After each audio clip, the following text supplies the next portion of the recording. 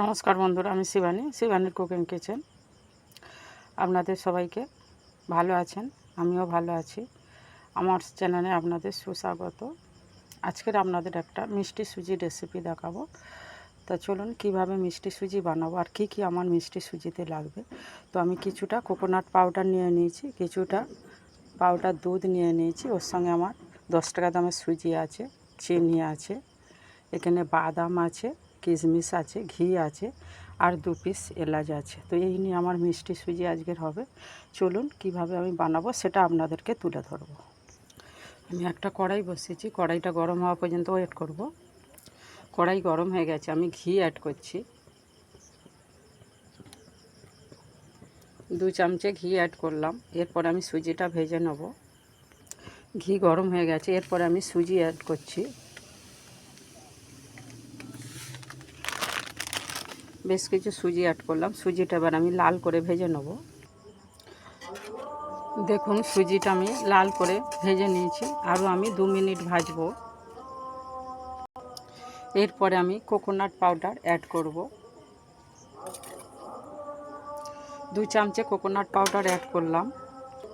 Coconut powder add করার পরে আমি বেশ কিছু জল অ্যাড করে দিচ্ছি।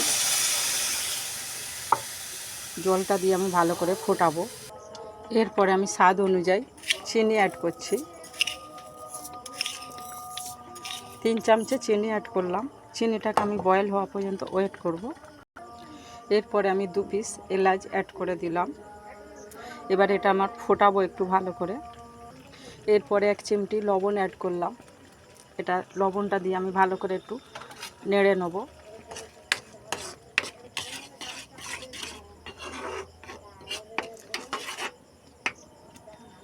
একটু ফুটবে।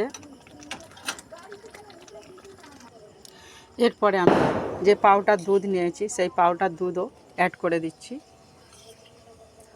2 চামচে পাউডার দুধ অ্যাড করে দিলাম। দুধটা দিয়ে আমি ভালো করে একটু ফোটাবো। দেখুন এই রকম হয়েছে, আমি আরও 2 মিনিট ফোটাবো। ফুটে আপনাদেরকে তুলে ধরবো। দেখুন আমার হয়ে গেছে। এরপর আমি একটা পাত্রে তুলে আপনাদেরকে দেখাবো। দেখুন আমার হয়ে গেছে, আর বাদাম আর কিশমিশ দিয়ে আমি সাজিয়ে দিয়েছি। এরপরে আপনারা এটাকে পিস করেও খেতে পারেন আর এমনি চামচেতে তুলেও খেতে পারেন, যেরকম ইচ্ছা করে খাবেন। তো আমার এই রেসিপিটা যদি ভালো হয় পাশে থাকবেন, কমেন্টের মাধ্যমে জানাবেন কীরকম সুজিটা আমার রান্না হয়েছে। নমস্কার বন্ধুরা, আবার আসবো কোন দিন নতুন কোনো ভিডিও নিয়ে।